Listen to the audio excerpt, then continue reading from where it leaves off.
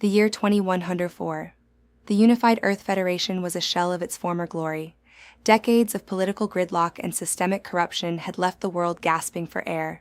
While the elite fled to pristine orbital habitats, the billions left behind watched their children breathe processed air.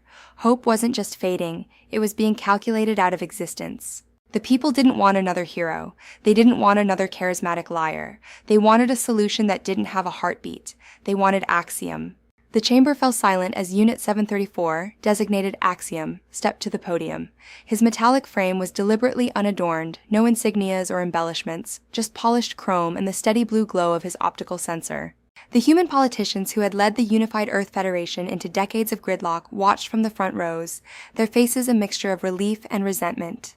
Axiom wins in a landslide, the election commissioner announced, her voice trembling slightly. 73% of the popular vote.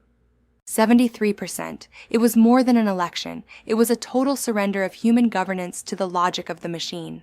The crowd's applause was hesitant at first, then grew. They hadn't voted for a machine because they loved him. They voted because they were tired. Tired of corruption, tired of empty promises, tired of watching their children breathe processed air while the rich fled to orbital habitats. Axiom didn't make promises. He presented algorithms. He showed data. He offered efficiency. For the first time, the world had a leader that could not be bought.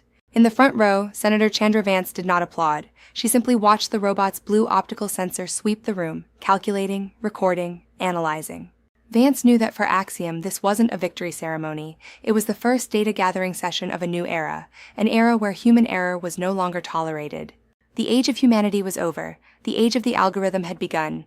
As the first sun rose on the new Federation, the blue light of Axiom was the only guide left in the dark.